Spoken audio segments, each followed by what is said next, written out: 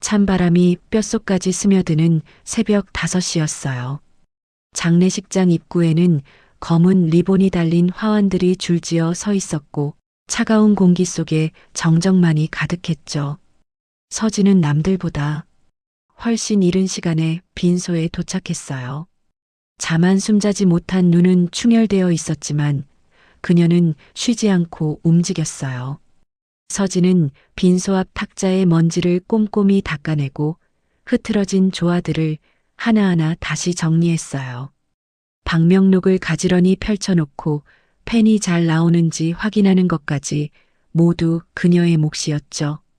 준비를 마친 서진은 시아버지의 영정사진 앞에 무릎을 꿇고 앉았어요.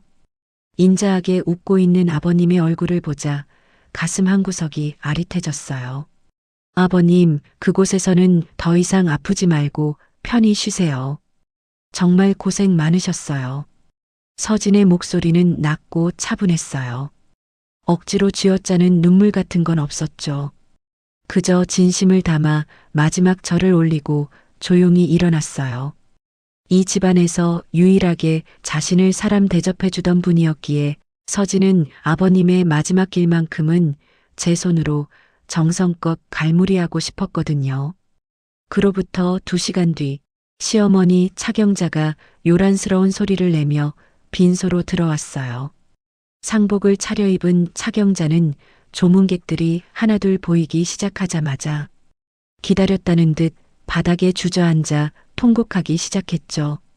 여보, 아이고 여보, 어떻게 나를 두고 이렇게 가버려요. 내가 불쌍해서 어떻게 살라고. 빈소가 떠나가라 흐느끼는 소리에 조문객들이 하나둘 모여들어 차경자를 부축했어요. 사람들은 차경자의 손을 잡으며 진심 어린 위로를 건넸죠. 어머님, 너무 상심하지 마세요. 편안한 곳으로 가셨을 거예요. 어쩌겠어요. 남은 사람은 살아야죠. 마음 단단히 먹으세요. 차경자는 손수건으로 눈가를 연신 찍어내며 가련한 미망인 연기에 몰두했어요. 하지만 조문객들이 고개를 돌리는 찰나 차경자의 눈빛은 순식간에 날카롭게 변했죠. 그녀는 주방 쪽에서 조용히 일하던 서진을 쏘아보며 차가운 목소리로 윽박질렀어요. 서진아, 너는 지금 여기서 뭐 하는 거야? 손님들 오시는데 물컵 채워놓고 음식 내와야지. 눈치도 없이 가만히 서 있을래? 네, 어머님. 지금 바로 준비할게요. 서진은 묵묵히 고개를 숙이고 주방으로 향했어요. 잠시 후 남편 박정우가 회사 동료들과 함께 거들먹거리며 나타났어요.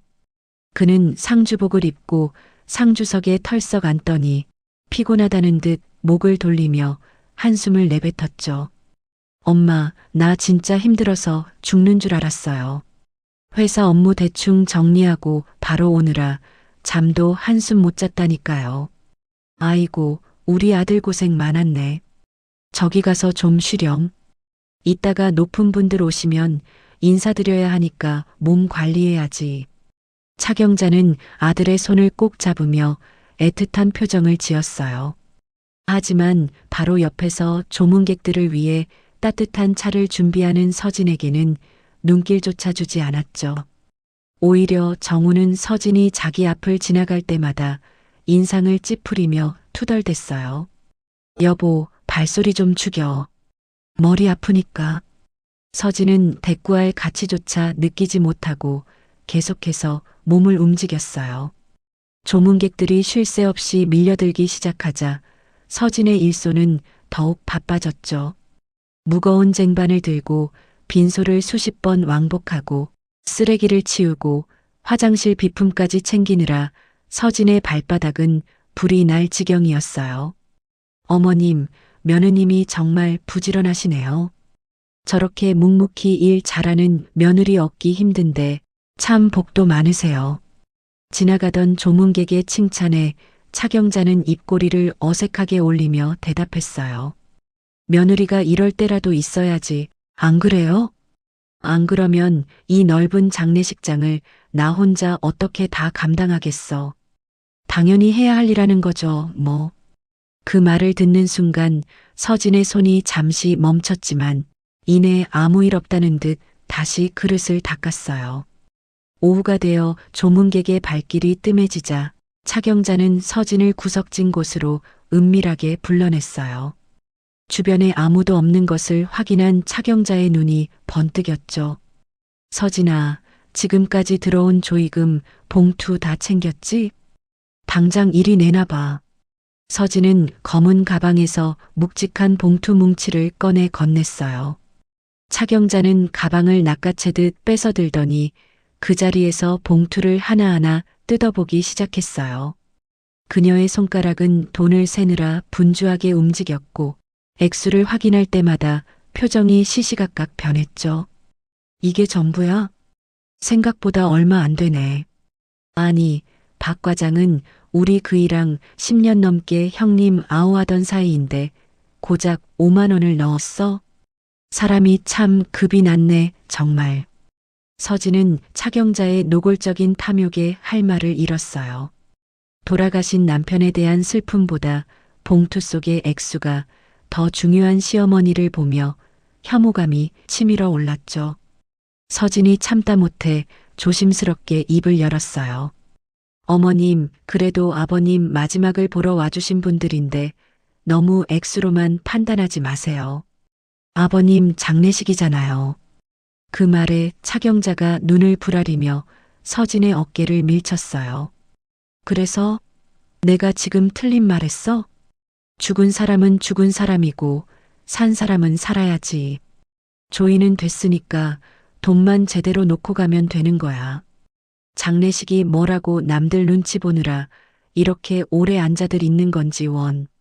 돈만 내고 빨리빨리 나갈 것이지. 차경자는 짜증스럽게 봉투를 가방에 쑤셔넣고는 쌩하니 상주석으로 돌아갔어요. 날이 저물고 밤이 깊어지자 남편 정우가 서진에게 다가와 귀찮다는 듯 지시를 내렸어요. 여보, 엄마 기운 없으시니까 가서 전복죽 좀 사와. 아침부터 아무것도 못 드셨다잖아. 그리고 내일 입어야 하니까 내 양복도 세탁소 가서 찾아오고. 지금요? 세탁소 문 닫을 시간 다 됐는데 빈소는 누가 지켜요? 엄마랑 내가 있잖아. 잔말 말고 빨리 다녀와. 세탁소 9시면 닫는 거 몰라? 정우는 서진의 피로는 안중에도 없다는 듯 손을 휘저으며 고개를 돌려버렸어요. 서진은 욱하고 올라오는 화를 누르며 가방을 챙겨 밖으로 나왔어요. 주차장으로 향하는 길, 밤 공기는 시리도록 차가웠어요. 운전석에 앉아 백미러를 보니 거울 속에는 생기라곤 찾아볼 수 없는 초췌한 여자가 앉아 있었죠. 눈밑은 거뭇하게 내려앉았고 입술은 바짝 말라 있었어요. 돈만 놓고 가면 되는 거 아니야? 차경자의 비인간적인 목소리가 귓가에 맴돌았어요. 서진은 심호흡을 하며 가방 깊숙한 곳에서 낡은 서류 봉투 하나를 꺼냈어요. 아버님이 병세가 악화하기 직전 아무도 모르게 서진의 손에 쥐어주셨던 봉투였죠. 서진아, 이건 너만 알고 있어라. 내가 너한테 주는 마지막 선물이다. 그동안 모진 시집살이 견디느라 고생 많았다. 때가 되면 망설이지 말고 내 인생 찾아가렴. 봉투 안에는 강남 한복판에 있는 30억 상당의 아파트 등기부등본이 들어 있었어요. 소유자 이름에는 선명하게 윤서진 세 글자가 적혀 있었죠. 시어머니와 남편이 그토록 탐내던 아버님의 비상금이 결국 서진의 이름으로 되어 있었던 거예요. 서진은 서류를 다시 봉투에 넣으며 입술을 굳게 깨물었어요. 아버님이 왜 이 큰 재산을 자신에게 남기셨는지, 왜 지금껏 비밀로 하라고 하셨는지 이제야 확실히 깨달았죠. 아버님, 이제 알겠어요. 제가 어떻게 해야 할지. 서진의 목소리는 더 이상 떨리지 않았어요. 그녀는 시동을 걸고 엑셀을 밟았어요. 차가 장례식장을 벗어나 어두운 도로를 달리기 시작했죠. 백미러 속으로 점점 멀어지는 장례식장을 보며 서진은 차갑게 미소 지었어요. 당신들이 그렇게 좋아하는 돈, 구경도 못하게 해줄게. 이 장례식이 끝나면 당신들이 알던 멍청한 며느리 윤서진은 더 이상 없을 거야. 세탁소로 향하는 서진의 눈빛은 그 어느 때보다 단호하고 날카롭게 빛나고 있었어요. 장례식장의 둘째 날 아침이 밝았어요. 간밤에 잠시 눈을 붙이는 척만 했던 서진은 여전히 초췌한 모습이었지만 눈빛만큼은 어제보다 훨씬 또렷해져 있었죠. 서진은 품 안에서 조심스럽게 꺼낸 하얀 봉투 하나를 들고 조이금 함 앞으로 걸어갔어요. 그리고는 아무도 보지 않는 틈을 타 조용히 그 봉투를 함 안으로 밀어 넣었죠. 그 모습을 멀리서 매의 눈으로 지켜보던 사람이 있었어요. 바로 시어머니 차경자였죠.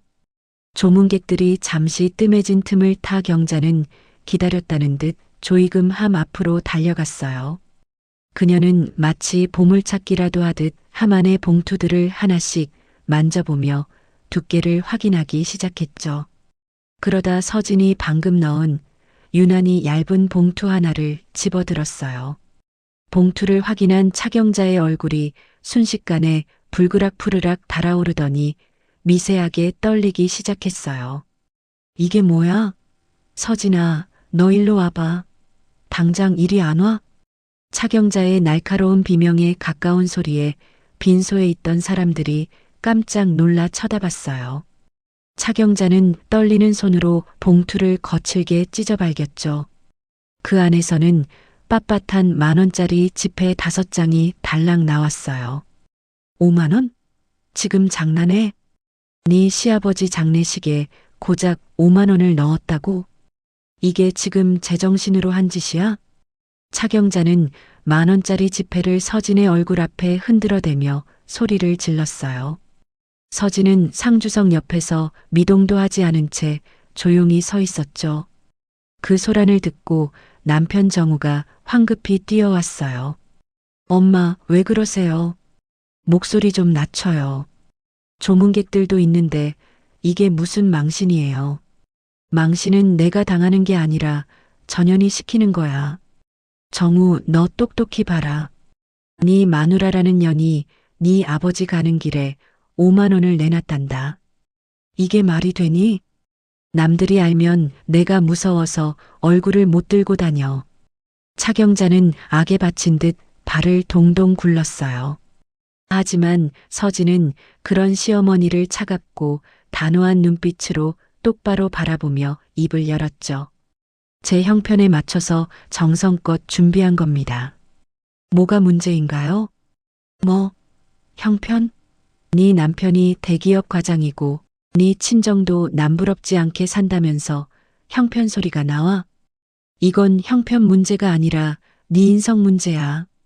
어디서 감히 시아버지 장례식에 푼돈을 내놓고 당당해? 차경자의 기세등등한 말에 서진은 헛웃음을 지으며 대꾸했어요. 체면이 그렇게 중요하세요? 그럼 아버님 살아계실 때 그 잘난 체면 좀 지켜드리지 그러셨어요. 명절 때마다 아버님 혼자 계시는 거 뻔히 알면서도 어머님은 친구들이랑 여행 가고 정우 씨는 피곤하다고 잠만 잤잖아요. 기껏 찾아와도 30분 앉아 있다가 용돈 타서 도망치듯 가버린 게 누구인데요? 서진의 돌직구에 차경자는 입을 떡 벌리고 말을 잇지 못했어요. 옆에 있던 정우가 당황해서 서진의 팔을 거칠게 잡아 끌었죠. 서진아, 너 지금 무슨 소리를 하는 거야? 엄마한테 당장 사과해. 미쳤어? 서진은 정우의 손을 차갑게 뿌리쳤어요. 그리고는 남편의 눈을 뚫어지게 쳐다보며 말했죠. 당신은 입 다물고 있어. 아버님 돌아가시기 1년 전부터 병원에 계실 때 당신이 면회 몇 번이나 왔는지 기억해? 내가 가자고 사정사정해도 귀찮다고 짜증냈던 게 당신이야. 아버님 마지막 소원이 당신이랑 소주 한 잔 마시는 거였는데 당신은 끝내 그 소원 안 들어줬잖아. 정우는 꿀먹은 벙어리가 된 듯 고개를 돌려버렸어요. 그러자 차경자가 다시 기운을 차리고 끼어들었죠. 그건 우리 아들이 바빠서 그런 거잖아. 회사 일이 얼마나 힘든데 그런 걸로 애를 잡아? 우리 아들 같은 효자가 어디 있다고 그래. 바빠서요? 어머님, 작년 3월에 아버님 폐렴으로 중환자실 가셨을 때 기억 안 나세요? 제가 어머님께 3번이나 전화드리고 정우 씨한테 문자 5번이나 보냈어요. 근데 어머님은 백화점 문화센터 수업 중이라고 끊으셨고 정우 씨는 회식하느라 바쁘다고 답장도 안 했죠. 서진은 핸드백에서 수첩 하나를 꺼내 펼쳤어요. 그 안에는 아버님이 투병하시는 동안 있었던 일들이 날짜와 시간별로 꼼꼼하게 적혀 있었죠. 여기 다 적혀 있어요. 작년 3월 12일 오후 2시 아버님 입원하셨을 때 두 분이 어디서 뭐 하셨는지, 아버님은 숨도 제대로 못 쉬고 며느리 손잡고 아들 찾으셨는데 당신들은 나타나지도 않았잖아요. 병원에서 연락 안 했다고요? 천만에요. 당신들이 무시한 거죠. 서진이 수첩을 들이밀자 차경자의 얼굴은 순식간에 하얗게 질렸고 정우는 먼 산만 바라보며 딴청을 피웠어요. 빈소 입구 쪽에서 이 광경을 지켜보던 친척들이 수군거리기 시작했죠. 서진은 수첩을 탁 소리나게 덮어 가방에 넣고는 차갑게 선언했어요. 저는 이만 가보겠습니다. 더 이상 이곳에 있을 이유가 없네요. 뭐, 지금 가겠다고? 장례가 내일 모레 발인인데 며느리가 어디를 가? 차경자가 길길이 뛰며 서진의 앞을 막아섰어요. 하지만 서진의 결심은 확고했죠. 제가 여기 남아서 손님 맞고 음식 나르는 투명인간 노릇해봤자 돌아오는 건 무시와 욕설뿐이잖아요.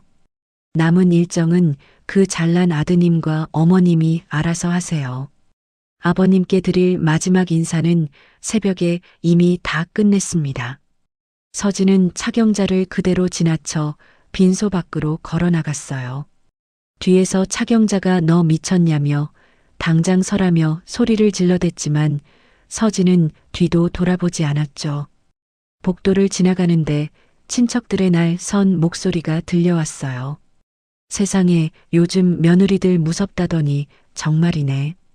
시아버지 장례식 중간에 가버리다니 사람이 어떻게 저래? 그러게 말이야. 아무리 시어머니랑 사이가 안 좋아도 도리가 있는 법인데 정말 냉정하네. 요새 애들은 권리만 알고 의무는 모른다니까. 서진은 그 소리를 들으면서도 비웃음이 나왔어요. 아버님이 살아계실 때 병원비 한 푼 안 보태고 면회 한 번 안 오던 사람들이 이제 와서 며느리의 도리를 운운하는 게 얼마나 가소로운지 몰랐거든요. 주차장으로 내려온 서진은 차에 올라타 핸들을 꽉 잡았어요. 그리고 가방에서 다시 그 서류 봉투를 꺼냈죠. 강남 아파트 등기부등본. 아버님이 당신의 전 재산을 왜 아들이나 아내가 아닌 구박받던 며느리 서진에게 남기셨는지 그 이유가 뼈저리게 느껴졌어요. 아버님, 이제야 확실히 알겠어요. 아버님은 이미 알고 계셨던 거죠. 저 사람들이 얼마나 가식적이고 돈밖에 모르는 괴물들인지. 서진은 서류를 소중하게 접어 다시 넣고는 시동을 걸었어요. 차가 장례식장을 빠져나가는 순간 가슴속을 짓누르던 무거운 돌덩이가 하나 내려가는 기분이었죠. 후회는 없었어요. 오히려 이 지옥 같은 집구석에서 드디어 발을 뺀다는 생각에 홀가분하기까지 했어요. 이제 시작이야.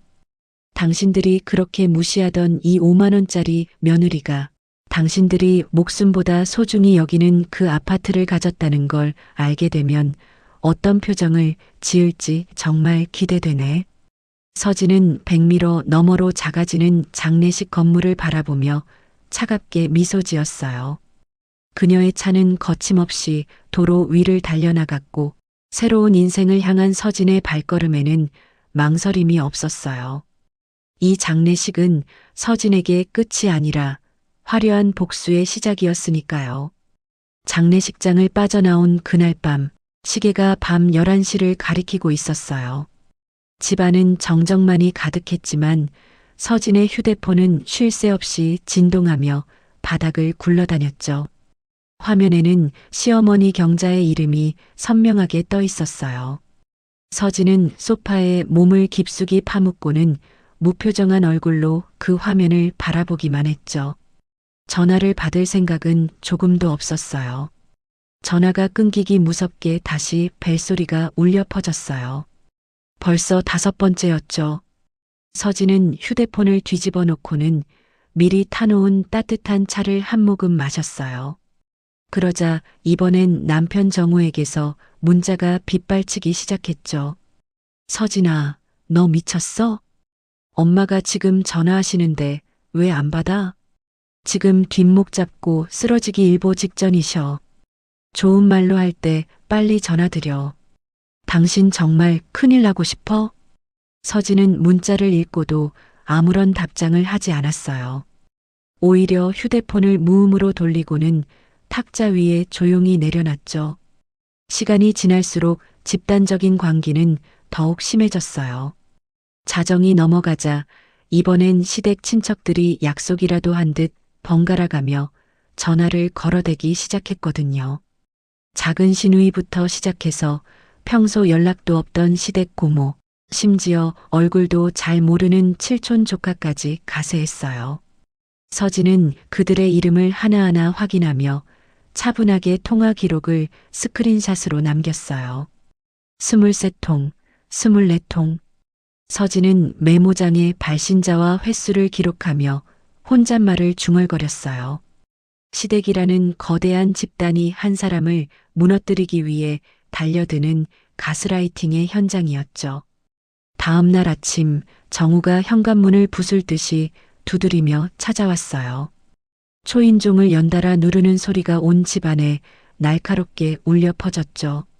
서진이 천천히 문을 열자 정우가 씩씩거리며 집 안으로 들이닥쳤어요. 윤서진, 너 대체 무슨 생각이야? 전화를 왜 안 받아? 엄마가 밤새 잠 한숨 못 주무시고 몇 통을 하셨는지 알아? 서진은 문을 닫고 정우를 차갑게 응시하며 말했어요. 들어와서 신발은 벗고 말하는 게 어때요? 거실 바닥 다 더러워지잖아요. 지금 그게 중요해? 신발이 문제야? 당장 어머님께 전화해서 무릎 꿇고 빌어도 모자랄 판에 태평하게 신발 타령이나 하고 있어? 너 정말 제정신 아니구나? 정우는 신발을 거칠게 벗어 던지며 거실로 성큼성큼 걸어 들어왔어요. 서진은 여전히 평온한 태도로 소파에 앉아 물었죠. 무슨 사과를 하라는 건가요? 제가 사과해야 할 이유를 모르겠는데요. 정우는 기가 막힌다는 듯 손가락을 꼽으며 소리를 질렀어요. 이유를 몰라? 장례식 도중에 짐 싸서 나간 것, 조의금을 고작 5만 원 낸 것, 그리고 어른한테 눈 똑바로 뜨고 대든 것. 이 모든 게 며느리로서 할 짓이야? 당신 친정 어른들이 그렇게 가르쳤어? 사돈 어른이라는 말에 서진의 눈빛이 더욱 서늘해졌어요. 그녀는 휴대폰을 들어 빼곡하게 쌓인 부재중 전화 목록을 정우의 코앞에 들이밀었죠. 어젯밤부터 지금까지 총 57통이에요. 전부 당신 집안 사람들이고 이게 정상적인 가족이라고 생각해요? 그러니까 그만큼 어머님이 화가 많이 나셨다는 증거잖아. 오죽하면 고모님들까지 나서서 이러시겠냐고. 정우는 답답하다는 듯 자신의 머리를 쥐어뜯으며 서진을 윽박질렀어요. 서진은 미리 정리해둔 메모장을 펼쳐 담담하게 읽어내려갔죠. 어머님이 친척들한테 전화해서 저에 대해 뭐라고 하셨는지 내가 모를 줄 알아요? 며느리가 인간성이 말종이다. 시집살이 한 번 안 시켰더니 버릇이 머리 끝까지 올라왔다. 사돈 어른들이 교육을 어떻게 시켰길래 애가 저 모양이냐? 어머님은 지금 화가 난 게 아니라 사람 하나 매장하려고 작정하신 거예요. 그건 엄마가 너무 속상해서 하신 말씀이지. 너는 왜 그렇게 매사에 삐딱해? 속상하면 남의 부모님까지 들먹이며 인격 모독해도 되는 건가요? 그게 당신이 말하는 상식이고 도리예요? 서진의 논리적인 반박에 정우는 잠시 주춤했어요. 그 순간 서진의 휴대폰이 다시 요란하게 울리기 시작했죠. 이번엔 시댁 큰 고모였어요. 정우는 재빨리 서진의 손에서 휴대폰을 가로챘어요. 여보세요, 고모님. 네, 접니다. 정우예요. 지금 서진이 옆에 있어요. 네. 정말 죄송합니다. 제가 잘 타일러서 어머님께 보내겠습니다. 네, 고모님도 마음 푸시고요. 정우는 굽실거리며 통화를 마친 뒤 서진에게 휴대폰을 던지듯 돌려줬어요. 고모님이 그러시는데 너 하나 때문에 시댁 어른들 체면이 바닥까지 떨어졌대. 장례식장에서 그 난리를 쳤으니 친척들이 우리 집안을 뭐라고 보겠어? 당장 고모님들한테 한 분씩 전화해서 잘못했다고 사과해. 그게 내가 살 길이야. 사과는 잘못한 사람이 하는 거예요. 난 잘못한 게 없으니 사과 안 합니다. 이게 정말 끝까지 5만 원 넣고 할 도리 다 했다고 우기는 거야? 너 때문에 내가 회사 동료들 앞에서 고개를 못 들어. 정우가 거실 테이블을 발로 차며 위협적으로 다가왔어요. 하지만 서진은 눈 하나 깜빡하지 않고 되물었죠. 그럼 얼마를 넣어야 만족하시겠어요? 100만 원? 아니면 1000만 원? 당신이 말하는 그 잘난 상식이라는 게 대체 액수가 얼마냐고요. 아버님 생전에 병원비 한 푼 안 내고 간병 한 번 안 한 당신이 이제 와서 돈 타령하는 게 부끄럽지도 않아요? 정우는 당황하며 얼굴을 붉혔어요. 그건 내가 일이 바빠서 그랬다고 몇 번을 말해. 내가 돈 안 벌어오면 이 집이 유지가 돼? 나는 밖에서 피 터지게 일하는데 너는 집에서 살림하면서 그 정도도 못 참아? 바빠서요? 당신 작년에 아버님 생신 때 회식한다고 안 갔죠? 추석 때도 골프 약속 있다고 얼굴만 비추고 도망갔잖아요. 당신에게 아버님은 그저 당신 체면 살려주는 도구였을 뿐이에요. 그런데 이제 와서 무슨 효자 흉내를 내고 있어? 서진의 서슬 퍼런 꾸짖음에 정우는 할 말을 잃고 씩씩대기만 했어요. 그때 다시 경자에게서 전화가 걸려왔죠. 정우는 겁먹은 표정으로 전화를 받았어요. 네, 엄마. 지금 얘기 중이에요. 네, 알겠습니다. 전화를 끄는 정우의 표정이 험악해졌어요.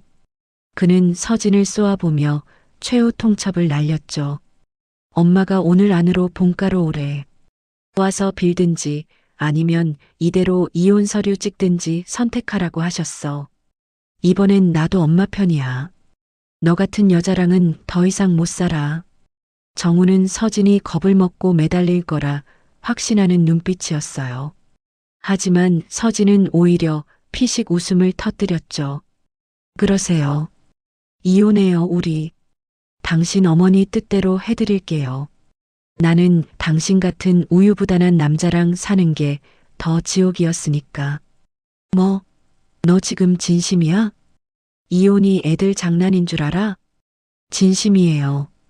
당신이 나를 진심으로 아내로 대하고 존중해 준 적이 단 한순간이라도 있었나요?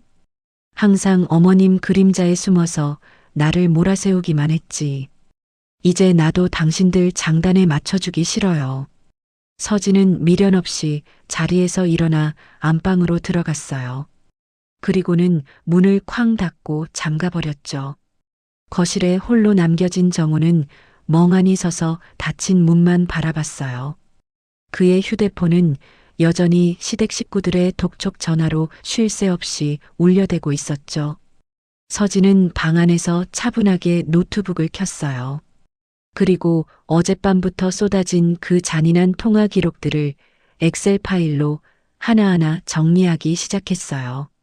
날짜, 시간, 발신인, 그리고 정우가 집까지 찾아와 퍼부었던 폭언들까지 꼼꼼하게 기록했죠. 99통. 서진은 마지막 번호를 입력하고 파일을 저장했어요. 폴더의 이름은 시댁 집단 괴롭힘 증거였죠.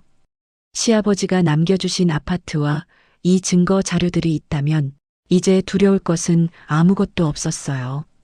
서진의 눈은 그 어느 때보다 차갑고 예리하게 빛나고 있었어요. 시아버님 장례를 치른 지 겨우 사흘째 되던 날이었어요. 슬픔이 가시기도 전에 서진의 휴대폰이 요란하게 울렸죠. 화면에는 시어머니 경자의 이름이 떠 있었어요. 서진이 전화를 받자마자 경자는 안부 인사도 없이 아주 태연하고 당연하다는 듯이 명령조로 말했어요. 서진아, 오늘 오후에 우리 집으로 좀 와라. 장례 치르느라 냉장고가 텅텅 비었잖니. 와서 반찬 몇 가지 좀 만들어 놔야겠다. 마치 지난 며칠 동안 서진에게 퍼부었던 그 모진 말들과 집단 가스라이팅이 전혀 없었던 일인 것처럼 차경자의 목소리는 평온하기까지 했죠. 서진은 잠시 침묵하며 전화를 귀에 대고 있었어요.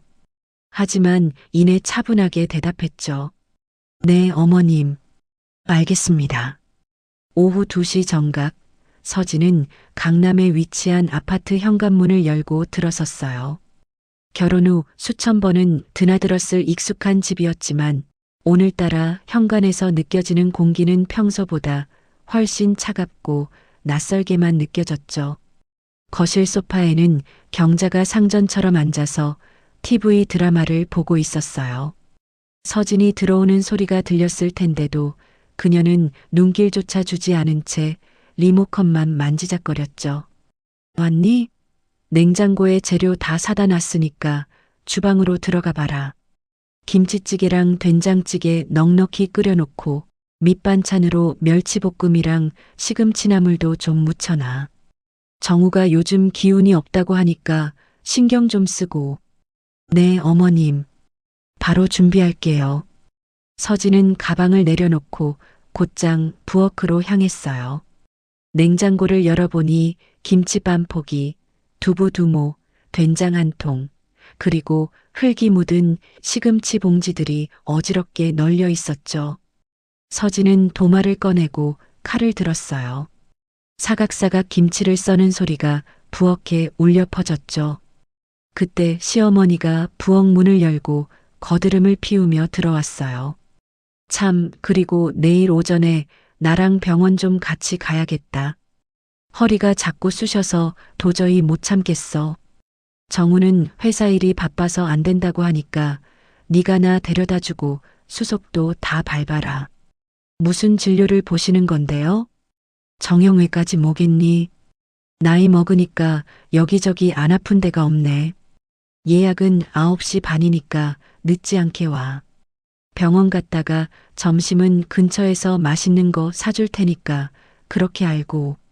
차경자는 자신의 허리를 슬쩍 두드리며 생색내듯 말했어요. 서진은 도마 위에서 잘게 썰리고 있는 김치에만 시선을 고정한 채 짧게 대답했죠. 네, 알겠습니다. 차경자는 서진이 요리하는 뒷모습을 한참이나 감시하듯 지켜보다가 거실로 나갔어요. 서진은 시어머니가 멀어지는 것을 확인하고는 조용히 앞치마 주머니에서 휴대폰을 꺼냈어요. 그리고 메모 앱을 열어 오늘의 상황을 기록하기 시작했죠. 11월 15일 오후 2시. 반찬 4가지 강제 노동 지시. 11월 16일 오전 9시 30분 병원 동행 및 운전기사 역할 강요. 서진의 손가락은 거침없이 화면을 눌렀어요. 꼼꼼하게 날짜와 시간을 기록하는 그녀의 표정은 마치 사냥감을 기다리는 맹수처럼 차가웠죠. 저녁 무렵 퇴근한 정우가 집으로 들어왔어요. 식탁 위에 차려진 정갈한 반찬들과 구수한 찌개 냄새를 맡더니 정우는 만족스러운 듯 입꼬리를 올리며 웃었죠. 와, 역시 우리 마누라 손맛이 최고라니까. 엄마가 당신 불러서 반찬 해놓으라고 한 보람이 있네. 차경자가 식탁 상석에 앉으며 숟가락을 들었어요. 며느리가 이럴 때라도 있어야 집안 꼴이 나지 않겠니? 나 혼자서는 삭신이 쑤셔서 물 한 잔 떠먹기도 힘들어. 서진아, 너도 이리 와서 앉아라. 서진은 아무 말 없이 갓 지은 밥을 퍼서 두 사람 앞에 놓았어요. 시어머니가 김치찌개를 한 숟가락 크게 떠먹더니 갑자기 인상을 찌푸리며 숟가락을 탁 내려놨죠. 어우, 짜. 서진아, 너 간을 어떻게 맞춘 거니? 소금을 통째로 들이부었어? 며느리가 되어서 시어머니 혈압 있는 것도 몰라. 사람 잡으려고 작정한 거야 뭐야? 죄송합니다, 어머님. 다시 조절해 드릴까요? 됐어. 물 타서 먹으면 되지. 다음부터는 제발 신경 좀 써라. 내가 내 나이 때는 눈 감고도 간을 딱딱 맞췄는데 요즘 애들은 정말 기본이 안 되어 있어. 서진은 고개를 가볍게 숙이며 대답했어요. 그러고는 식탁 아래에서 슬쩍 휴대폰을 꺼내 또 하나의 메모를 추가했죠. 국이 짜다며 인격 모독성 발언. 본인의 혈압 질환을 강조하며 며느리의 부주의를 탓함. 정우는 눈치가 없는 건지 아니면 알면서도 모르는 척하는 건지 그저 밥을 입에 쑤셔 넣으며 말했어요. 여보, 이번 주말에는 엄마 모시고 은행 좀 다녀와. 아버님 돌아가시고 나서 정기예금 만기된 게 있는데 엄마 혼자 가시기엔 절차가 복잡해서 힘들대. 신한은행 여기서 5분 거리인 거 알지? 무슨 은행 업무인데요?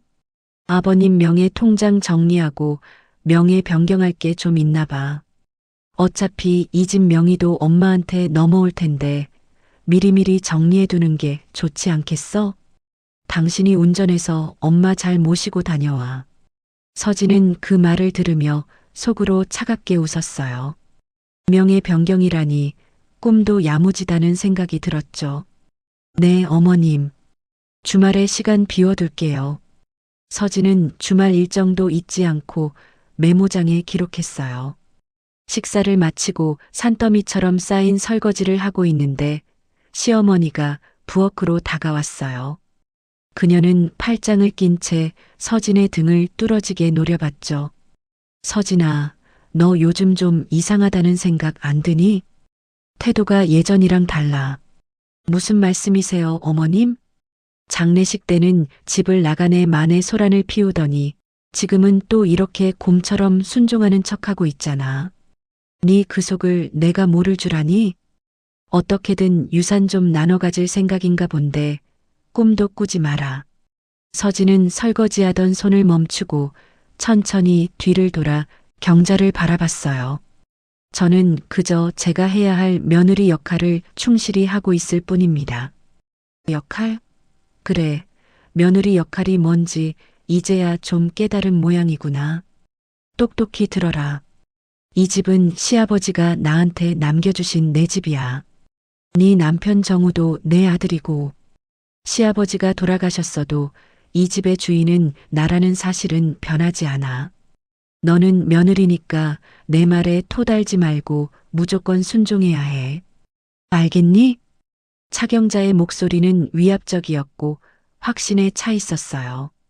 서진은 잠시 침묵하다가 고개를 더 깊숙이 숙였어요. 네, 알겠습니다. 어머님, 목소리가 왜 그 모양이야? 억지로 대답하는 것처럼 기분 나쁘게. 아닙니다. 명심하겠습니다. 어머님. 차경자는 승리자의 미소를 지으며 코웃음을 치고는 거실로 당당하게 걸어 나갔어요. 서진은 다시 설거지통으로 고개를 돌렸죠. 그리고 앞치마 속에 숨겨둔 녹음기를 껐어요. 방금 전 경자가 내뱉은 오만방자한 권력 선언이 단 한 글자도 빠짐없이 녹음되어 있었죠. 이 집은 내 집이야. 너는 며느리니까 내 말에 무조건 순종해야 해. 서진은 녹음 파일의 이름을 경자의 권력 선언 및 가스라이팅이라고 저장했어요.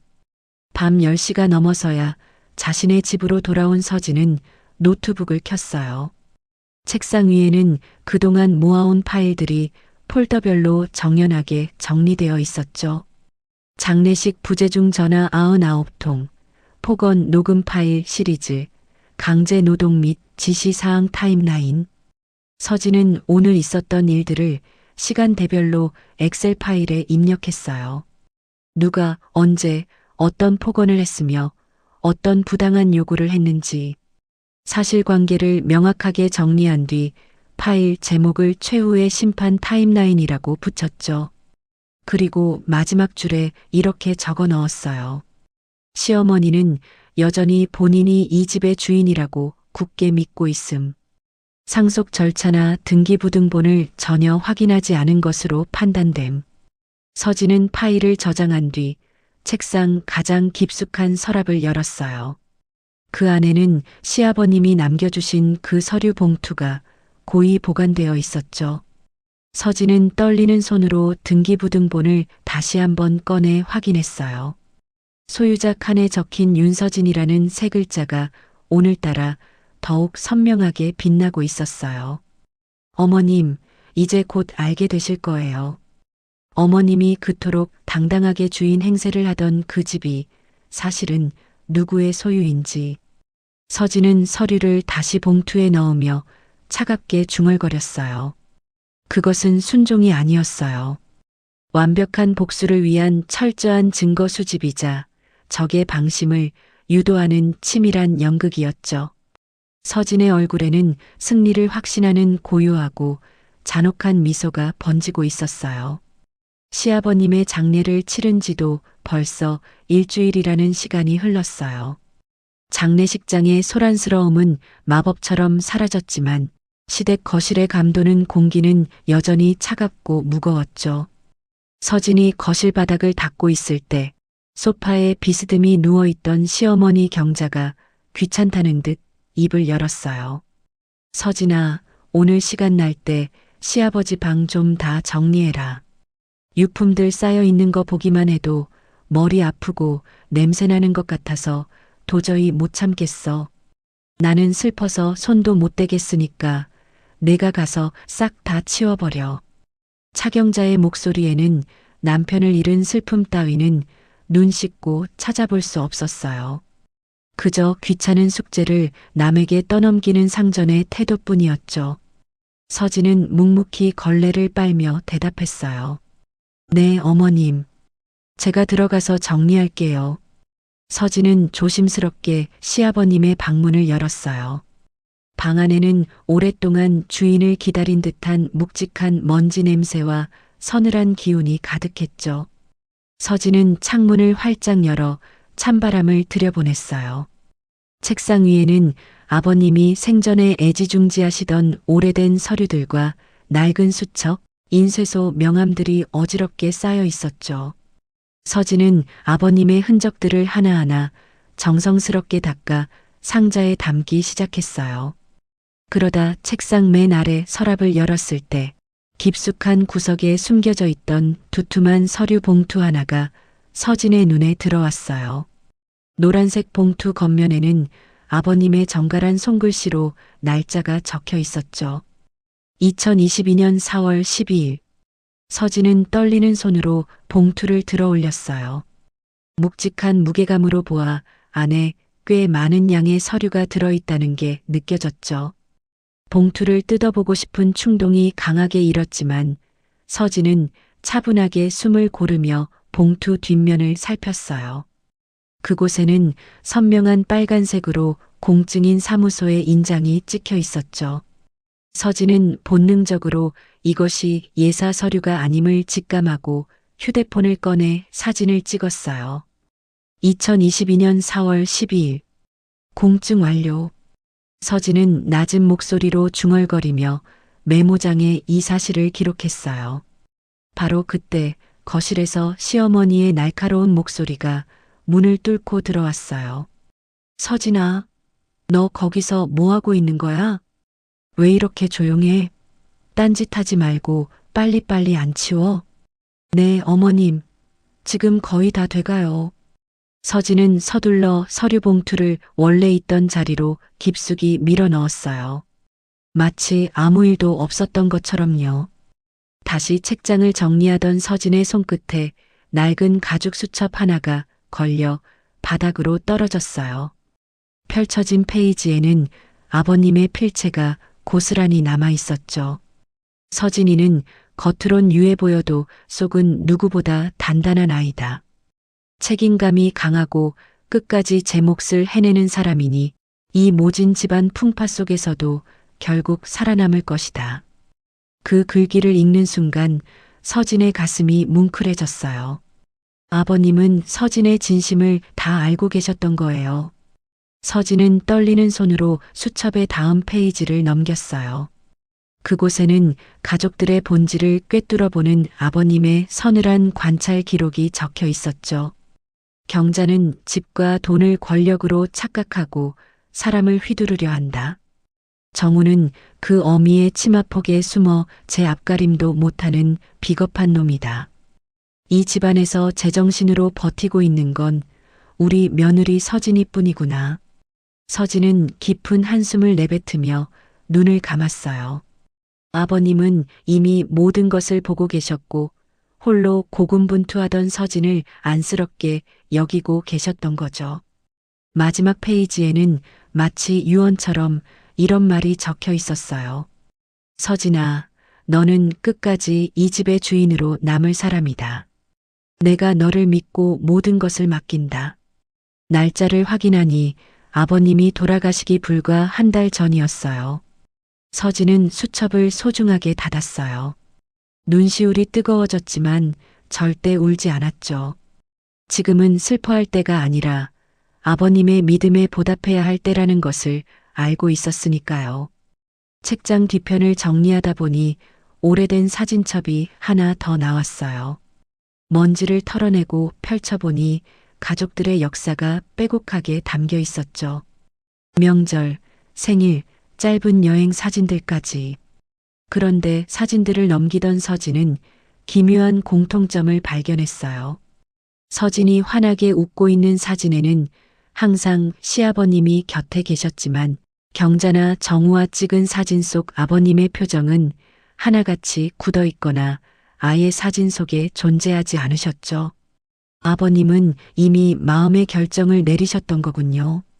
서진은 작년 추석 마당 평상에 아버님과 나란히 앉아 찍은 사진 한 장을 가만히 꺼냈어요. 사진 속 아버님은 서진을 바라보며 세상에서 가장 인자한 미소를 짓고 계셨죠. 서진은 그 사진을 휴대폰 케이스 안쪽에 소중히 끼워 넣었어요. 그리고 다시 책상 서랍을 열어 아까 본 그 공증 서류 봉투를 꺼냈어요. 경자가 방문을 벌컥 열고 들어온 건 바로 그 순간이었어요. 아직도 멀었어? 대체 뭘 하길래 이렇게 꾸물거려? 내 속 터지는 꼴 보고 싶어서 그래. 어머님, 이제 거의 다 끝났어요. 상자 몇 개만 옮기면 돼요. 책들은 전부 내다 버려. 낡아서 곰팡이 냄새만 나고 쓸모도 없는 것들. 저기 걸린 옷들도 꼴 보기 싫으니까 다 헌 옷 수거함에 던져버리고. 시어머니는 아버님의 손때 묻은 양복들을 거칠게 잡아채 바닥으로 내팽개쳤어요. 서진은 그 무례한 손길을 차가운 눈으로 지켜보며 물었죠. 이 서랍 안에 있는 서류들은 어떻게 할까요? 중요한 게 있을지도 모르는데 확인해 보셔야 하지 않을까요? 확인은 무슨? 죽은 영감이 남긴 게 잔소리 적힌 종이 쪼가리 말고 더 있겠어?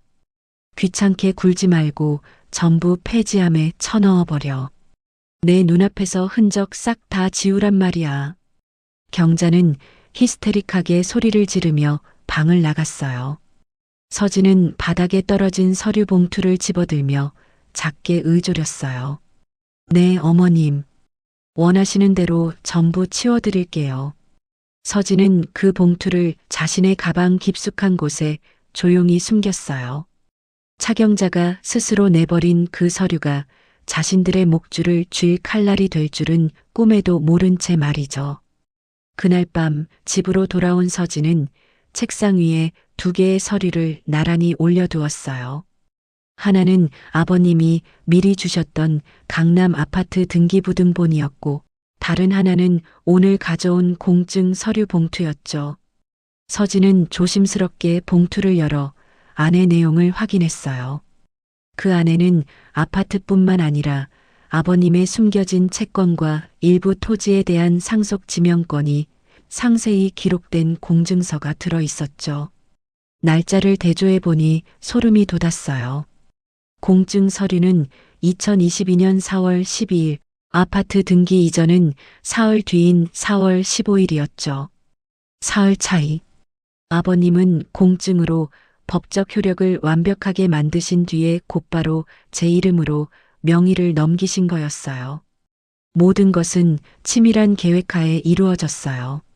아버님은 경자와 정우가 자신을 외면할 것을 미리 예견하시고 오직 며느리 서진만이 이 재산을 지키고 올바르게 사용할 수 있을 거라 믿으셨던 거죠. 서진은 노트북을 켜서 타임라인에 새로운 증거들을 추가했어요. 2022년 4월 12일 시아버지의 단독 상속 공증 완료. 경자와 정우의 상속 결격 사유 및 증거 포함 가능성 높음. 2022년 4월 15일 강남 아파트 소유권 이전 완료. 현 소유주 윤서진. 서진은 의자에 깊숙이 기대 앉아 휴대폰 케이스 속 아버님의 사진을 바라보았어요. 따뜻한 눈빛으로 자신을 응원하던 그 얼굴을 보며 서진은 입술을 굳게 깨물었죠. 감사합니다, 아버님. 아버님이 남겨주신 이 칼자루 절대 헛되이 쓰지 않을게요. 저 사람들이 아버님께 했던 모진 짓들 그대로 돌려받게 해줄게요. 이제 모든 퍼즐 조각이 맞춰졌어요. 서진의 손안에는 적들을 한 번에 괴멸시킬 수 있는 강력한 무기가 들려 있었고 남은 것은 가장 고통스러운 순간에 이 패를 던지는 타이밍 뿐이었죠. 서진의 눈은 어둠 속에서 그 어느 때보다 날카롭고 단호하게 빛나고 있었습니다. 시아버님의 장례를 마친 지 불과 이틀 뒤였어요. 서진이 퇴근하고 평소처럼 밀린 집안일을 하려던 찰나 시어머니에게서 다급하다 못해 비명에 가까운 전화가 걸려왔죠. 수화기 너머로 들려오는 목소리는 예민함이 극에 달해 있었어요. 서진아, 너 지금 어디니? 당장 우리 집으로 와. 지금 제정신이야? 빨리 오라고. 서진은 아무런 대꾸 없이 전화를 끊고 강남 아파트로 향했어요. 현관문을 열자마자 거실 한복판에는 경자가 수십 장의 서류 뭉치를 가슴에 안은 채 씩씩거리며 서 있었죠. 그녀는 서진이 들어오자마자 들고 있던 서류들을 식탁 위로 거칠게 내던졌어요. 관리비 고지서부터 시작해서 재산세 고지서, 그리고 아파트 관리사무소에서 보낸 공문들이 어지럽게 쏟아져 나왔죠. 이게 대체 다 뭐야? 관리비가 왜 이 모양으로 나와? 그리고 이 세금은 또 뭐고? 한 번도 이런 적이 없었는데 왜 갑자기 나한테 이런 종이 뭉치들이 날아오는 거냐고. 경자는 마치 서진이 세금을 조작하기라도 한 것처럼 눈을 부라리며 소리를 질렀어요. 서진은 흐트러진 서류들을 하나씩 차분하게 집어들며 내용을 확인했죠. 그녀의 손길은 지나치게 침착해서 오히려 경자를 더 자극했어요. 어머님 명의자가 바뀌거나 행정 절차가 갱신되면 세금 고지가 다시 나올 수 있어요. 자연스러운 과정이에요. 명의자? 그게 무슨 자다가 봉창 두드리는 소리야. 이 집은 당연히 내 명의지. 내가 이 집 안주인인데 누구 명의로 되어 있다는 거야? 경자는 기가 막힌다는 듯 뒷목을 잡으며 소파에 털썩 주저앉았어요. 마침 퇴근해서 들어오던 정우가 그 광경을 보고 서둘러 다가왔죠. 경자는 아들의 팔을 붙잡고 매달리듯 말했어요. 정우야, 너 잘 왔다. 지금 이 집 명의 정리부터 당장 해야겠어.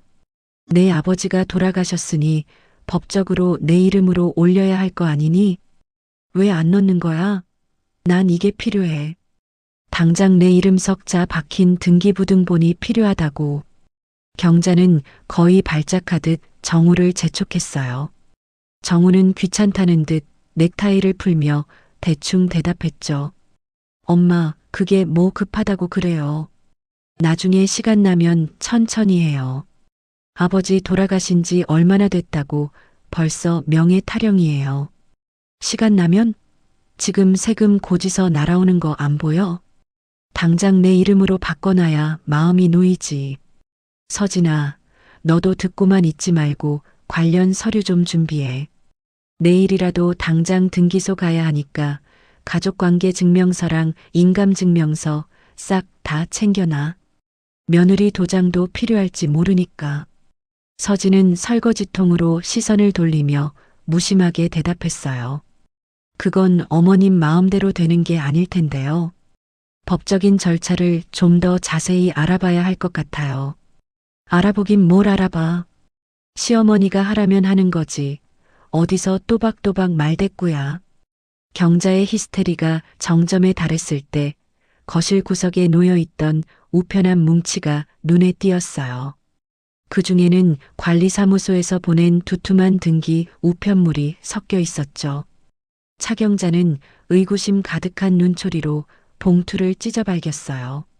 그런데 봉투 속 서류를 확인한 경자의 눈동자가 사정없이 흔들리기 시작했어요. 발신인은 아파트 관리사무소였지만 수신인 이름에는 죽은 남편도 살아있는 자신도 아닌 윤서진이라는 세 글자가 선명하게 박혀 있었거든요. 이게 왜 내 이름으로 와? 관리비 내역서 소유자 칸에 왜 내 이름이 적혀 있냐고. 차경자는 부르르 떨리는 손으로 서류를 서진의 얼굴 앞에 들이밀었어요. 정우도 깜짝 놀라 서류를 가로채 확인했죠. 소유자 윤서진. 오타라고 생각하기엔 너무나 명확한 글자였어요. 정우는 당황해서 급히 관리사무소에 전화를 걸었어요. 잠시 통화를 마친 정우의 얼굴이 흑빛으로 변했죠. 엄마, 관리사무소 직원이 그러는데 등기부상 소유자가 윤서진으로 되어 있대요. 그래서 모든 공문이 소유주인 서진이 앞으로 발송되는 거라고. 뭐, 그게 무슨 말도 안 되는 소리야. 전현이 무슨 돈이 있어서 이 비싼 아파트를 사. 관리사무소 놈들이 미친 거 아니야? 경자는 소리를 지르며 가방을 챙겨 들었어요. 당장이라도 등기소로 쫓아갈 기세였지만 이미 업무 시간은 끝난 뒤였죠. 그날 밤 경자는 단 한숨도 자지 못했어요. 어둠 속에서 천장을 바라보며 떨리는 심장을 진정시키려 애썼죠. 만약 이 집이 자신의 소유가 아니라면 그동안 며느리를 종처럼 부리며 누려왔던 권력은 모래성처럼 무너질 게 뻔했거든요.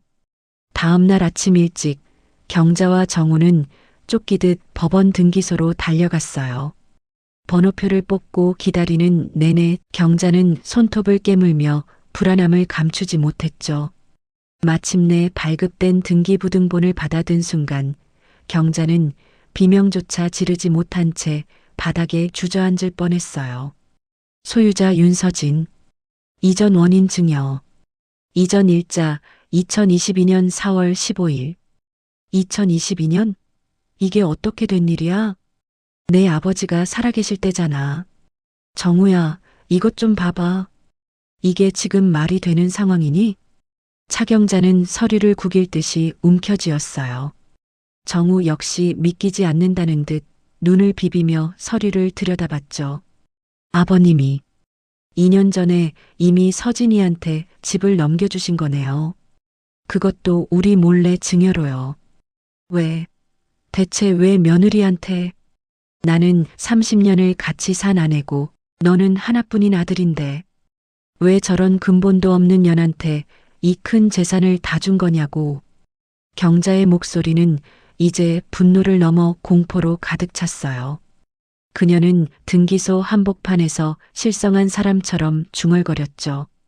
이 집이 서진의 소유라면 지금까지 자신이 했던 모든 폭언과 갑질은 결국 남의 집 안방에서 벌인 우스꽝스러운 연극에 불과했다는 뜻이었으니까요.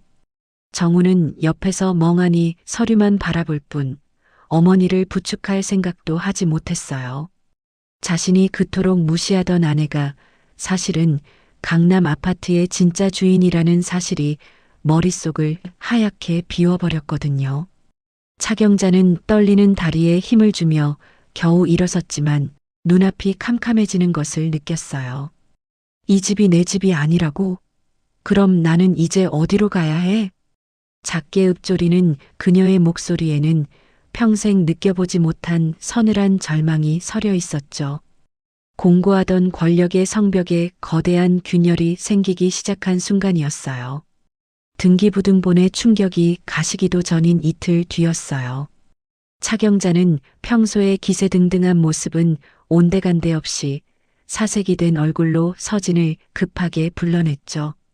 떨리는 손으로 휴대폰을 쥔 채 서진에게 명령하듯, 아니 사실은 애원하듯 말했어요. 서진아, 오늘 오후 2시에 정우랑 같이 법무사 사무실로 와라. 거기서 만나기로 했으니까 늦지 말고. 갑자기 법무사 사무실에는 무슨 일로 가시는 건가요? 진명에 관련해서 상담 좀 받아보려고 그래. 너도 이 집 식구고 당사자니까 같이 가서 들어야 하지 않겠니? 당장 내 이름으로 돌려놓을 방법이 필요하단 말이야. 차경자는 마지막 말은 차마 밖으로 내뱉지 못한 채 속으로 삼켰지만 그녀의 눈빛에는 그 절박함이 고스란히 묻어나고 있었죠. 오후 2시 정각, 세 사람은 공기가 무겁게 내려앉은 법무사 사무실의 낡은 가죽 소파에 나란히 앉았어요. 법무사는 안경을 치켰으며 서류 뭉치를 펼쳐놓았고 이내 무미건조한 목소리로 입을 열었죠. 의뢰하신 강남 아파트의 등기사항을 면밀히 검토했습니다. 결론부터 말씀드리자면 현재 이 부동산의 확정적인 소유권자는 여기 계신 윤서진 씨입니다. 그 말이 떨어지기가 무섭게 차경자가 용수철처럼 자리에서 벌떡 일어났어요. 그녀의 얼굴은 분노와 당혹감으로 일그러져 있었죠. 그게 무슨 말도 안 되는 소리예요. 남편이 죽었으면 아내인 제 명의로 넘어오는 게 당연한 상식 아닙니까? 법이 왜 그래요? 어머님, 일단 진정하시고 자리에 앉으시죠. 제가 차근차근 설명해 드릴 테니까요. 법무사의 침착한 권유에 차경자는 씩씩거리며 다시 자리에 앉았어요. 법무사는 서류 한 장을 손가락으로 짚으며 말을 이어갔죠. 이 아파트는 2022년 4월 15일 자로 박인석 씨에게서 윤서진 씨에게로 이미 소유권 이전 등기가 완료되었습니다. 원인은 증여로 기록되어 있고요. 옆에서 멍하니 듣고 있던 정우가 믿기지 않는다는 듯 끼어들었어요. 증여라고요? 아버지가 정말 저희 몰래 직접 증여를 하신 게 확실합니까? 네, 그렇습니다. 고인께서는 생전에 직접 공증사무소를 방문하셔서 모든 절차를 밟으셨습니다. 여기 증거 서류를 보시면 박인석 씨의 친필 서명과 인감이 선명하게 찍혀 있는 걸 확인하실 수 있습니다. 날짜는 2022년 4월 12일이군요. 법무사가 내민 서류를 차경자가 낚아채듯 가져갔어요. 서류 속의 필체는 의심할 여지 없는 남편의 것이었죠. 차경자는 서류를 쥔 손을 부들부들 떨며 입술을 깨물었어요. 법무사는 그런 차경자를 안쓰러운 듯 바라보며 쐐기를 박았죠. 고인께서 생전에 본인의 명확한 자유의사로 결정하신 일이라 법적으로는 아무런 하자가 없습니다. 하자가 없다니요. 아내인 나한테 말 한마디 없이 며느리한테 집을 줘버린 게 어떻게 문제가 없어요? 이건 사기예요, 사기.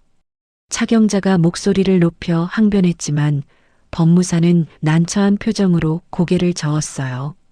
개인의 재산 증여는 소유주의 고유한 권리입니다. 배우자의 동의가 필수 요건은 아니니까요.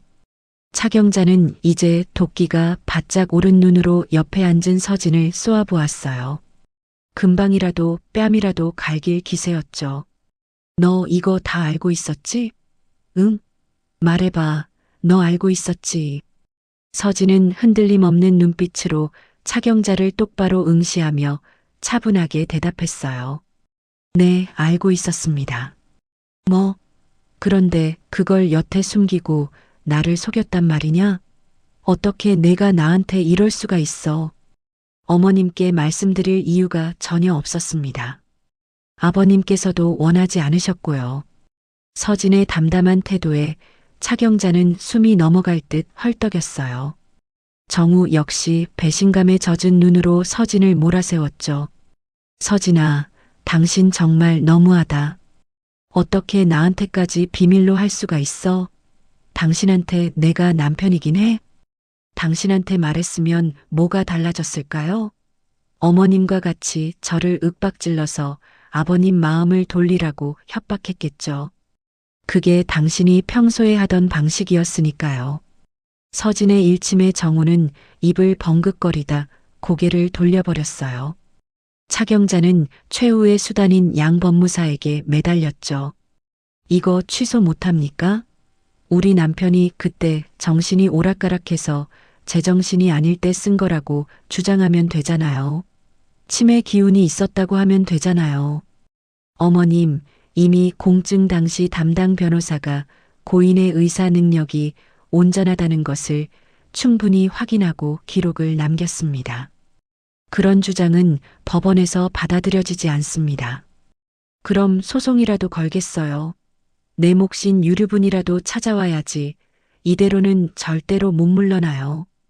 법무사는 다시 한번 서류를 훑어보더니 깊은 한숨을 내쉬었어요. 배우자의 유류분은 법적 상속분의 절반입니다. 하지만 이 아파트 외에 고인 명의의 다른 재산이 얼마나 되는지가 중요합니다. 차경자는 다급하게 정우를 돌아보며 물었죠. 정우야, 내 아버지 통장에 남은 돈이 얼마나 되니? 빨리 말해봐. 그게 아버님 돌아가시고 확인해 보니까 한 3천만 원 정도 남았더라고요. 3천만 원? 그게 전부라고? 평생을 모았는데 그것밖에 안 남았단 말이야? 차경자의 목소리는 이제 절망으로 바뀌어 가늘게 떨리고 있었어요. 법무사는 안타까운 사실을 전했죠.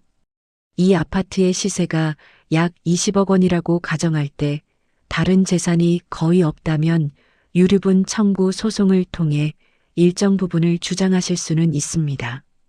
하지만 소송 비용과 시간이 엄청나게 소요될 것이고 결과도 장담하기 어렵습니다. 그때였어요. 조용히 듣고만 있던 서진이 가방에서 빳빳한 서류 봉투 하나를 꺼내 법무사에게 건넸죠. 법무사님, 이것도 함께 확인해 주시겠어요? 서류를 받아든 법무사의 눈썹이 미세하게 꿈틀거렸어요. 한 장 한 장 넘길 때마다 그의 표정은 점점 진지해졌죠. 이건 고 박인석 씨가 남기신 유언 공증서군요. 내용이 아주 구체적입니다. 그게 뭐라고 적혀 있는데요? 당장 읽어보세요. 차경자가 몸을 앞으로 바짝 숙이며 재촉했어요. 법무사는 헛기침을 한 번 하고는 낭독하기 시작했죠. 본인 박인석은 서울 강남구의 아파트를 며느리 윤서진에게 증여하며 이는 본인의 자유로운 의사에 따른 결정임을 분명히 한다. 본인의 아내 차경자와 아들 박정우는 평소 본인을 소홀히 대하고 부양의 의무를 다하지 않았으므로 상속에 관한 어떠한 권리도 주장하지 말 것을 명하며 이 유언에 대해 누구도 이의를 제기할 수 없다. 사무실 안은 마치 시간이 멈춘 듯 정적이 흘렀어요. 차경자는 넋이 나간 듯 입을 벌린 채 굳어버렸고 정우는 죄인처럼 고개를 숙였죠. 법무사는 서류를 덮으며 조심스럽게 덧붙였어요. 고인께서 유언장에 가족들의 소홀함을 구체적으로 명시하셨고 유언 공증까지 완벽하게 해두신 걸 보니 법적으로 다툴 여지가 거의 없어 보입니다. 소송을 하더라도 오히려 가족분들의 치부만 드러날 가능성이 큽니다. 차경자는 떨리는 손으로 서진을 가리키며 악에 바친 소리를 질렀어요. 내가 시아버지를 꼬드긴 거지. 노인네 정신 혼미한 틈을 타서 이 집 가로채려고 여우짓한 거잖아. 서진은 자리에서 천천히 일어나 가방을 챙겼어요. 그리고 처음으로 차경자를 연민 어린 눈빛으로 내려다보며 말했죠. 어머님, 아버님은 치매가 아니셨어요. 누구보다 맑은 정신으로 이 집안에서 누가 진심으로 자신을 돌보는지, 그리고 누가 이 집을 끝까지 지킬 사람인지 지켜보고 계셨던 거예요. 차경자는 아무 말도 하지 못한 채 입술만 파르르 떨었어요. 정우가 울먹이는 목소리로 서진의 옷자락을 붙잡았죠. 서진아, 그럼 우린 이제 어떻게 되는 거야? 우리 길바닥에 나앉아야 해? 서진은 정우의 손을 차갑게 뿌리치며 현관문을 향해 걸어갔어요. 어떻게 되긴요? 지금까지 사셨던 것처럼 그 집에서 계속 사시면 돼요. 다만 이제는 그 집 주인이 제가 되었다는 사실만 잊지 마세요.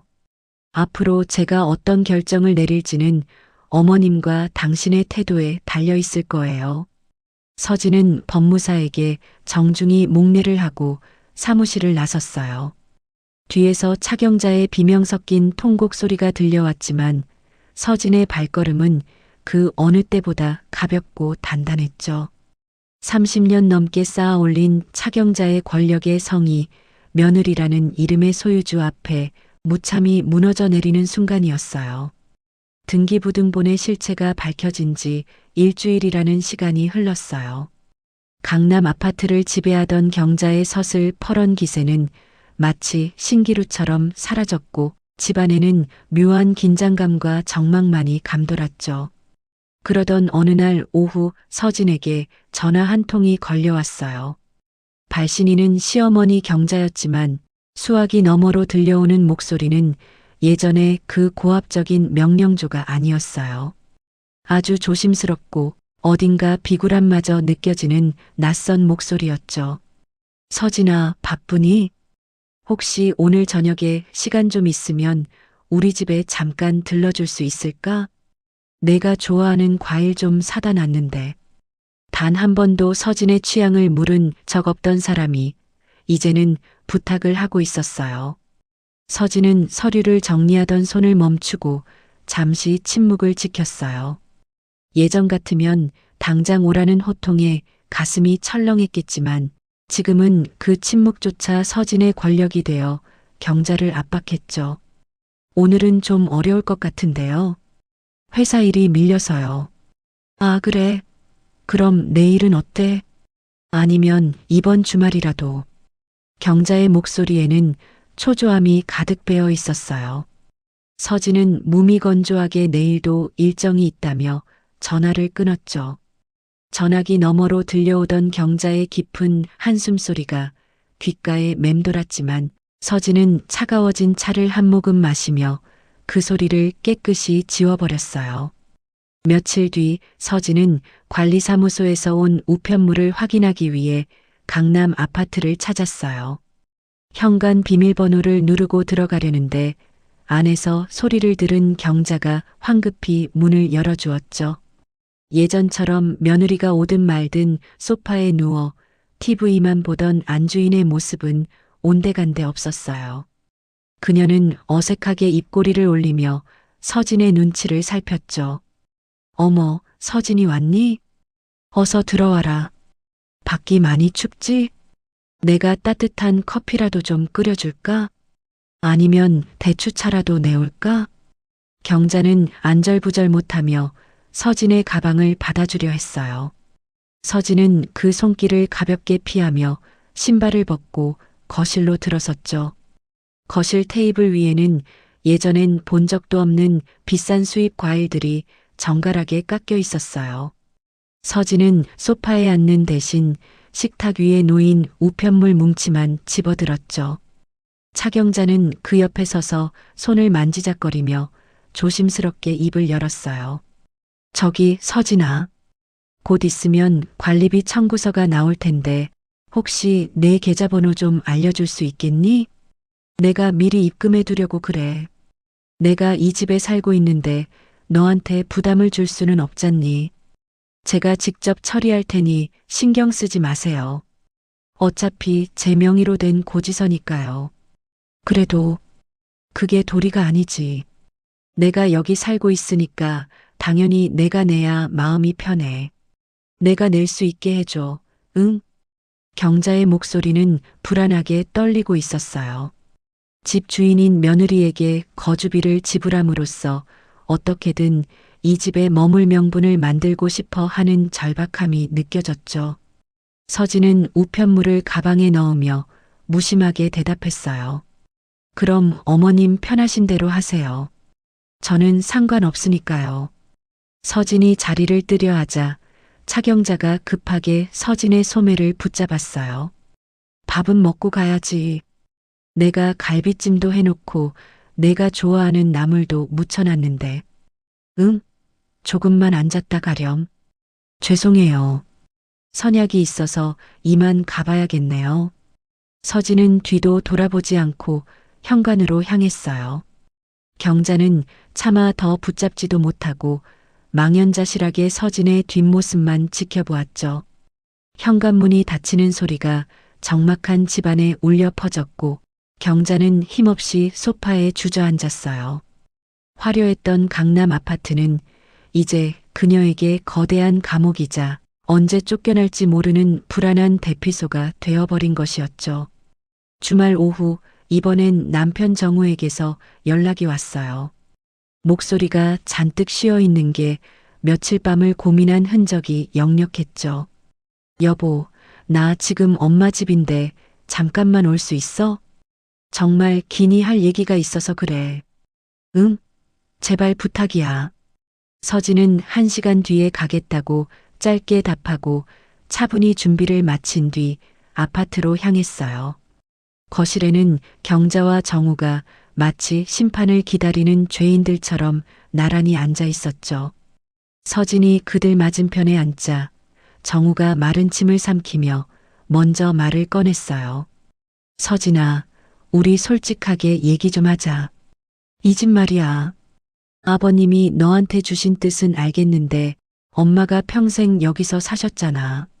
친구들도 다 여기 있고 다니시는 병원도 근처인데 명의가 내 거다 보니 엄마가 매일 밤 잠을 못 주무셔.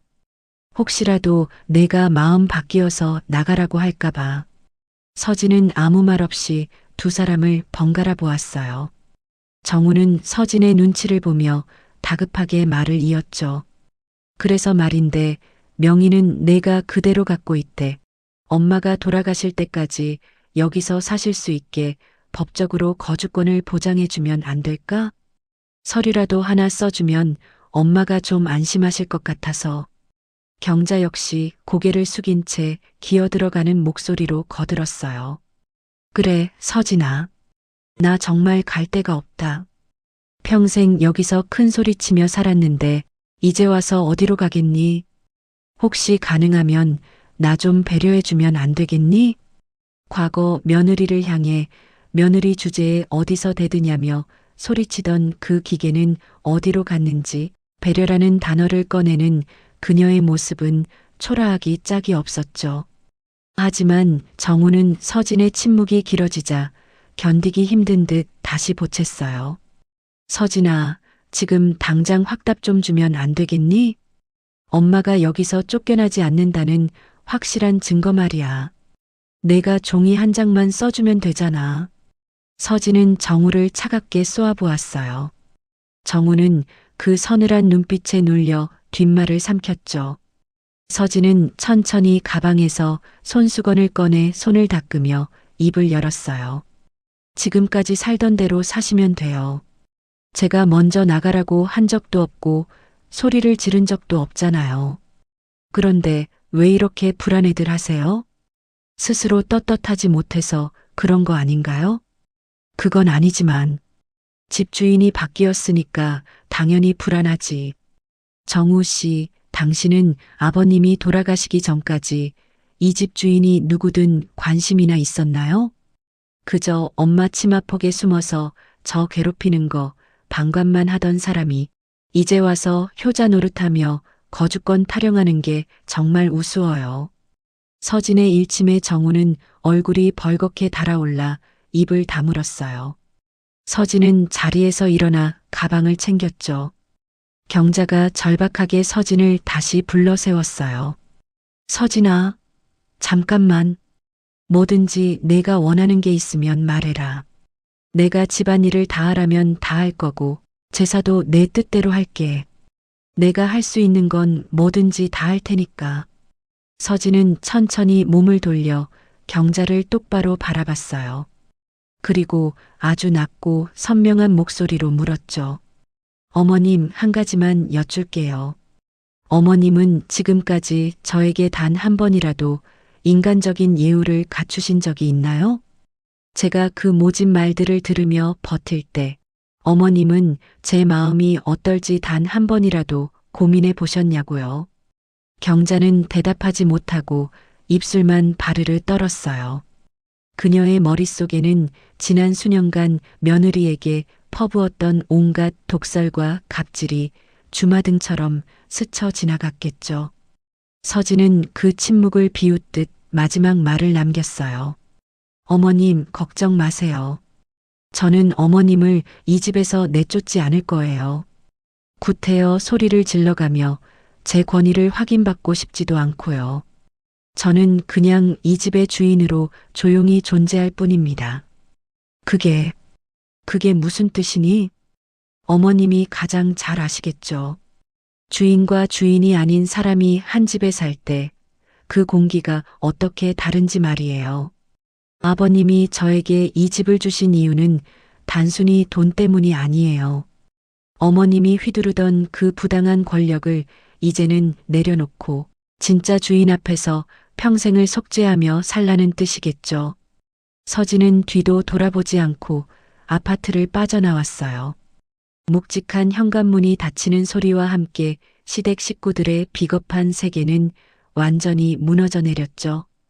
엘리베이터 거울에 비친 서진의 얼굴은 그 어느 때보다 평온하고 단단해 보였어요.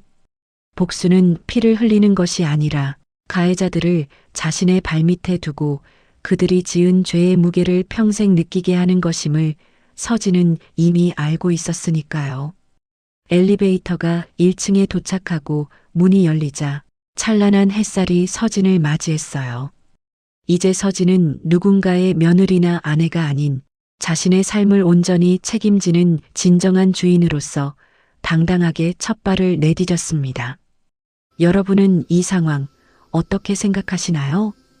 이번 사연의 핵심은 권력의 역전이 주는 통쾌함입니다. 시어머니 차경자가 휘둘렀던 기세는 사실 모래성 같은 것이었죠. 집이라는 물리적 공간에 기댄 권력은 주인이 바뀌는 순간 먼지처럼 흩어지고 말았습니다. 작가로서 전하고 싶었던 건 사람을 대하는 태도가 곧 나의 미래를 결정한다는 것입니다. 시아버지는 침묵하는 방관자가 아니라 가장 공정한 심판관이었습니다. 며느리 서진의 인내와 진심을 알아본 그의 선택은 부당한 권력에 대한 가장 완벽한 응징이 되었습니다. 진정한 복수는 상대를 똑같이 괴롭히는 것이 아니라 상대가 나를 두려워할 수밖에 없는 존재가 되는 것입니다. 소리 지르지 않고도 주인으로서 당당히 존재하는 서진의 모습은 품격 있는 승리가 무엇인지 보여줍니다. 억울한 상황 속에서도 스스로를 잃지 않는다면 정의는 반드시 예상치 못한 순간에 우리 편을 들어줄 것입니다. 진정한 가족이란 피로 맺어진 굴레가 아니라 서로의 아픔을 가장 먼저 알아봐주고 거친 세상으로부터 지켜주는 든든한 울타리여야 합니다. 누군가를 굴복시키고 군림하며 얻는 평화는 가짜일 뿐입니다. 서로의 가장 약한 부분을 기꺼이 내어주고 그 빈틈을 사랑으로 채워줄 때 비로소 우리는 진짜 보금자리를 갖게 됩니다. 부디 스스로를 자책하며 밤을 지새우지 마세요. 당신은 이미 충분히 견뎌왔고 이제는 당신만의 온전한 행복을 누릴 권리가 있습니다. 지금 곁에 있는 소중한 사람의 손을 다시 한번 꼭 잡으세요. 비바람이 몰아쳐도 서로의 등을 맞댈 수 있다면 그곳이 바로 세상에서 가장 안전하고 따뜻한 가족이라는 이름의 요새가 될 것입니다. 서진의 새로운 시작을 응원하며 이 사연이 여러분께도 시원한 위로가 되었기를 바랍니다. 혹시 이 사연이 남의 이야기 같지 않으셨다면 구독과 좋아요로 마음을 남겨주세요.